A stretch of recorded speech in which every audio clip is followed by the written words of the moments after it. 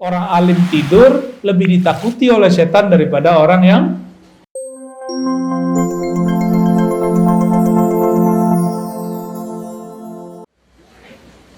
maka orang yang sudah mengerti hakikat, jika ada orang bersyariat sholat 1000 rakaat, dia cukup 2 rakaat, itu udah sama. Kalau orang bersyariat belum mengerti ilmu yakin, dia sholatnya baru by pahala. Kalau ada pahala dia sholat, kalau nggak ada pahala dia nggak sholat. Kalau orang mengerti hakikat, dia sudah tahu bahwa sholat itu jangan harap pahala, tapi ada sesuatu di belakang itu. Inilah yang disebut oleh Nabi, orang alim tidur lebih ditakuti oleh setan daripada orang yang itu, maksudnya yang punya ilmu hakikat. Kalau ilmu yang zahir-zahir mah biasa. Lalu apa beda hakikat dengan ma'rifat? Hakikat itu masih bisa luntur. Hakikat itu masih bisa salah. Yakinan kita kadang-kadang belum tepat. Dari mana kita tahu? Yang paling banyak dapat ilmu hakikat waktu di surga itu malaikat namanya Azazil. Tetap saja tergelincir, dipecat dari malaikat namanya iblis. Iblis itu ahli hakikat. Dengan ilmu hakikatlah dia menyesatkan orang-orang ahli zikir yang tidak berguru. Pernah berguru terus ninggalin gurunya. Pernah bermajelis lalu keluar dari majelis. Orang-orang begini dicaplok sama iblis. Apa kata iblis? Zikir kamu keren ya. Karena zikir kamu banyak orang sembuh nih.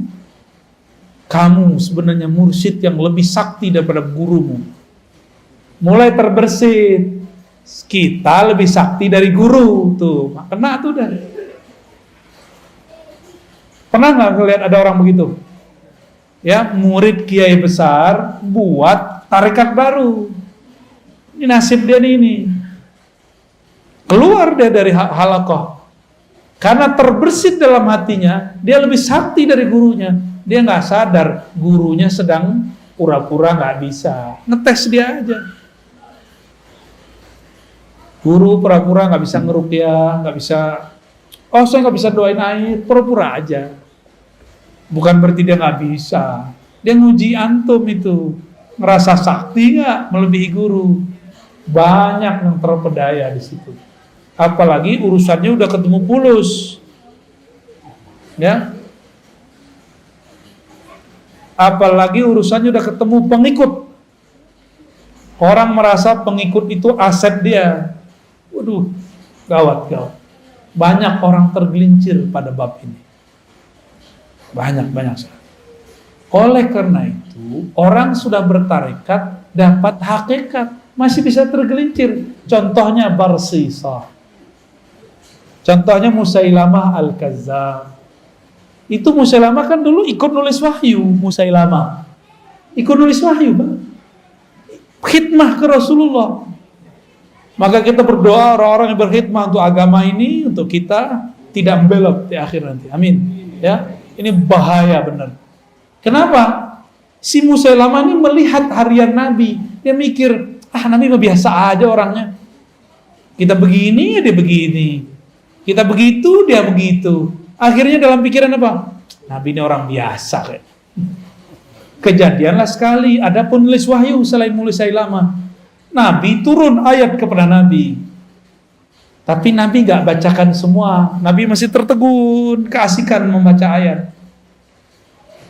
Si penulis wahyu ini diizinkan Allah terbuka tarbir rohaninya. Dia dengar Jibril baca ayat.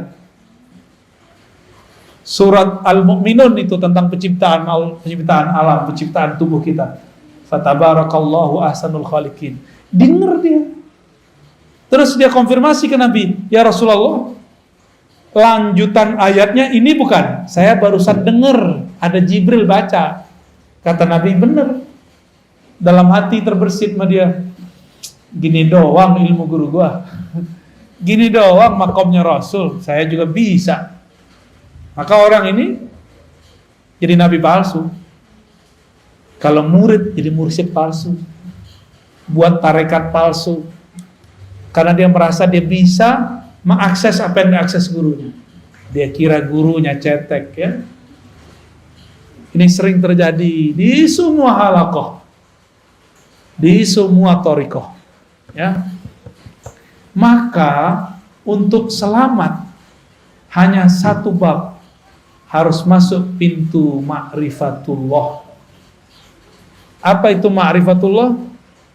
Disebut ma'rifatul Muhammadiyah, mengenal hakikat Nabi Muhammad sallallahu alaihi. Dalilnya apa?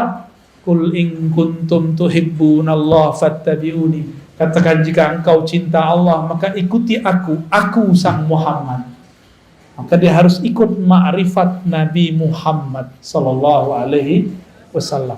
Nabi ketika sholatnya banyak, beliau gak bilang supaya kalian selamat.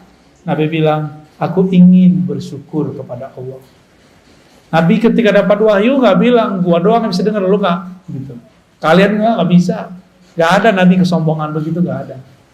Nabi selalu merendahkan hatinya di hadapan Allah dan para sahabatnya.